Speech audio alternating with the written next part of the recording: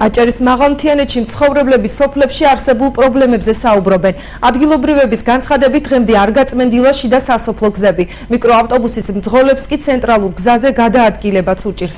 მაღალმთიანი სოფლების მოსახლეობა ელექტროენერგიის დროულად აღდგენასაც მოითხოვს. როდის მოგვარდება ხულოს, შუახევისა და ქედის მუნიციპალიტეტებში დიდთოვლობის შედეგად შექმნილი პრობლემები. ჩვენი სიუჟეტიდან შეიტყობთ.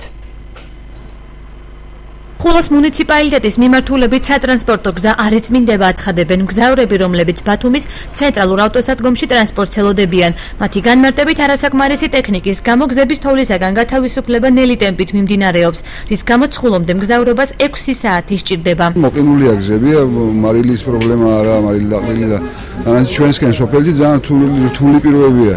შუქი თავისთავად არ გვაქვს, მაგრამ გზები, რაც შეეხება გზებს, ძალიან იწმინდება, მაგრამ ძალიან ნელა და 15 დღეა გზა არ გვაქვს, არანაირი წასვლა-მოსვლა გაცილებით გახდეს, უბრალოდ გადაყვანა ძალიან რთულია და ძალიან რთული პირობებში ვართ. გზავსი სეზონი არ ყოფილა დიდი ხანია, მაგრამ ახლა ნალექი დიდი მოვიდა, სჭირს გზავრობა, შუქი არ არის დიდი ხანია.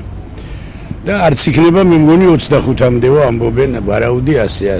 ხლა სუბუქ მანქანებს უჭირს გადასვლა, გადმოსვლა, მიკროავტობუსებს. საერთოდ ხულობა თუ მონაკვეთი არის 2 საათის სავალიზა და ახლა სჭირდება 6-8 საათი მაინც მაქსიმუმ. პრობლემებია ასევე მაღალმთიან სოფლებში შიდა სასოფლო გზებზე. მიკროავტობუსების მძღოლები ამბობენ, რომ დავის ტერიტორიაზე თოვლის საფარი 2 მეტრს აღემატება. მათი განცხადებით, მსგავსი მდგომარეობა საავტომობილო გზაზე გასულ წლებში არ დაფიქსირებულა. გზის პრობლემები არის თოვლის, რომ ესე იგი არ იწმინდება ნორმალურად, ვერ ახერხებენ ნორმალურად, რომ ასფალტზე გევიდეს თოვლის საფარი. ხულოსიდან ჩამოსვლაში დამჭირდა 5 საათ ნახევარი გუში. დღეს არ ვიცი რა იქნება. აჭარის საგზაო დეპარტამენტში ირწმუნებიან, რომ მაღალმთიანეთში შიდა სასოფლო გზები ინტენსიურად იწმინდება. კახა-შაშიკაძის ინფორმაციით დღეისათვის ქედაში 14 ერთეული მძიმე ტექნიკა, შუახევში 12, ხოლო ხულოს მუნიციპალიტეტში 13 ტრანსპორტი მუშაობს. მისი განმარტებით უწყების თანამშრომლები გზებთან ერთად ელექტროენერგიის სადენების შეკეთებაზეც მუშაობდნენ. კახა-შაშიკაძის განცხადებით, სოფლებთან მისასვლელი გზები გეგმის მიხედვით 5 დღეში დასრულდება. გზასთან ერთად გვიწევდა შუქის პრობლემებზე მუშაობა, რომ მოსახლეობისთვის დროულად, რაც შეიძლება მოკლე ვადებში, შუქის პრობლემა მოგვეგვარებინა.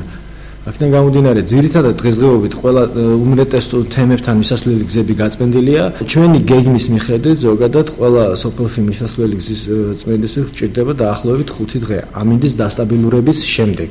აჭარის საავტომობილო გზების დეპარტამენტში აცხადებენ, რომ მაღალმთიანეთის მიმართულებით გადაადგილება მხოლოდ მოცურების საწინააღმდეგო ჯაჭვებით არის შესაძლებელი. საქართველოს გზების დეპარტამენტს გამოცხადებული აქვს მოძრაობის რეჟიმი კილომეტр 0-დან 65 კილომეტრამდე. ყველანაირი ავტოტრანსპორტისათვის დასაშვებია მხოლოდ მოძრაობა მოცურების საწინააღმდეგო ჯაჭვებით.